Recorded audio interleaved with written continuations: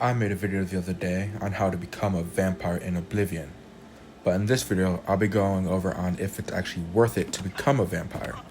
So there's a disease in Oblivion called porphyric hemophilia, which in the end is just a fancy way of saying vampire AIDS. As I mentioned in the other video, you simply need to get hit by a vampire multiple times until you contract the disease. Upon doing so, you'll receive a set of buffs and debuffs. The main set of buffs are immunity to paralysis and all disease, along with the resistance to normal weapons ranging from 5% to 20% depending on your stage in Vampirism. Other than these, you'll also get a bunch of vampire spell abilities and bonuses to your skills and attributes. Now, vampires become stronger the longer they go without feeding, over the course of 4 days. The bonuses range from +5 to +20, depending on what stage of vampirism you're in.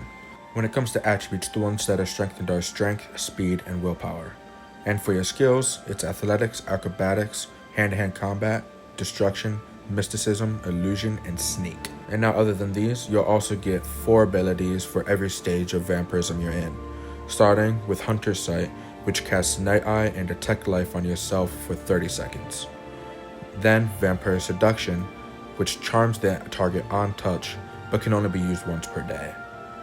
Reign of Terror casts silence for 60 seconds within 20 feet of you, which just means that enemies affected by this can't cast spells.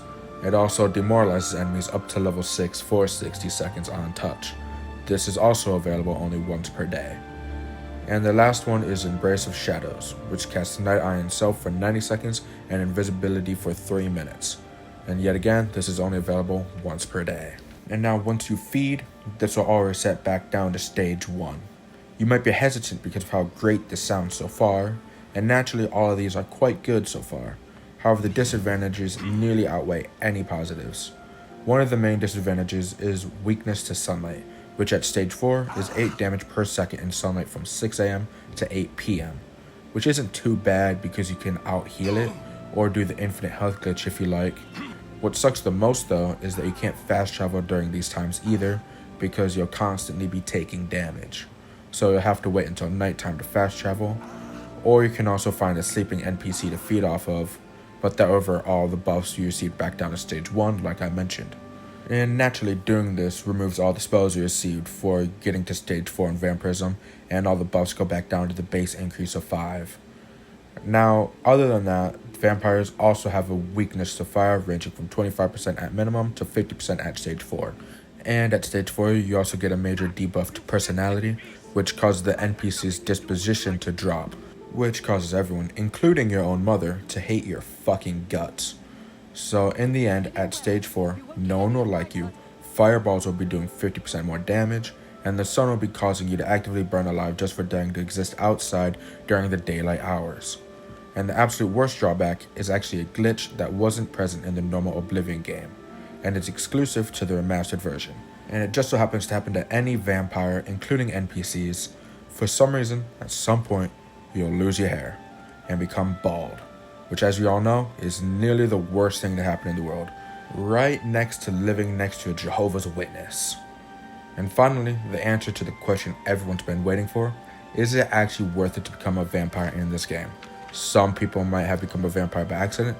Meanwhile, others might have become a vampire because there were no real drawbacks to being a vampire in Skyrim. But this is Oblivion, Todd Howard's masterpiece to date. And the answer is, it depends. Riveting answer, is it not? No, but actually, it really does depend. Are you as a player fine with needing to feed every 2 days or so? Are you fine with taking sun damage if you decide not to feed? Are you making a build that requires one of those 4 spells for some reason? Which in the end doesn't make much sense, since all the unique spells you receive per stage are basic spells that are already in the game. Meaning if you have access to an altar of spell making, you can simply make the spells yourself without the limit to 1 time per day, and they'll also likely end up far more powerful than the ones you receive in the first place. So the answer, is it worth it, is something I surely can't answer for you. Though the real drawbacks only hit at stage 4, aside from the fact that being a vampire also skips male pattern baldness and simply jumps straight to being a skinhead. But the other stages do offer you positive buffs that certainly outweigh most negatives up until stage 4. But I assume the biggest problem is genuinely the inability to fast travel in the daylight, which is a debuff that Skyrim vampires don't have. So if you find it too tedious to wait until 8 p.m. to travel, then no, this ain't worth it. However, you simply don't care, then there shouldn't be a big deal with being a vampire. But anyway, that's about it. Hope you found this helpful. Until next time.